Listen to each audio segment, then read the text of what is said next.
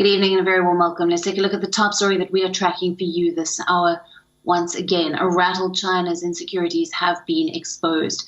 This time it has directed its anger on an Indian MP, asking him to withdraw from a Taiwan forum. Now, the Chinese embassy has written a letter to an Indian member of parliament and regional party leader, Sujeet Kumar, over his participation in the founding ceremony of the Formosa Club. For those of you who don't know, the Formosa Club's main objective is to ensure stability and to promote friendship between Indo-Pacific countries. But China believes to call it Taiwan separatist move in disguise. Now, the letter has been written by Liu Bing, who is the councillor in Chinese parliament. In the letter, he has clearly mentioned, and I quote, China firmly opposes any official exchanges in any form between Taiwan province and a country having diplomatic relations with China. Now, the letter has been written by a nation that is angry, a country that feels threatened because of India's friendly relations with Taiwan. It straight away demands that the Indian MP must withdraw from the forum if he wants to avoid any harm to the already strained relations between India and China. Now, India and Taiwan do not have formal diplomatic relations, but since 1995, both sides have maintained representative offices in each other's capitals that function as de facto embassies. However, this is not the first time that China has expressed its discontent. In 2020, China reacted angrily to reports of possible talks between India and Taiwan on a trade deal.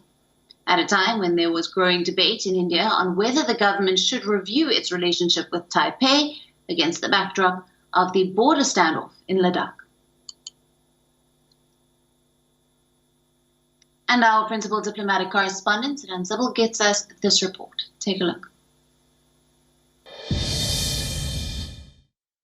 The Chinese embassy here in Delhi has shot up a strong letter.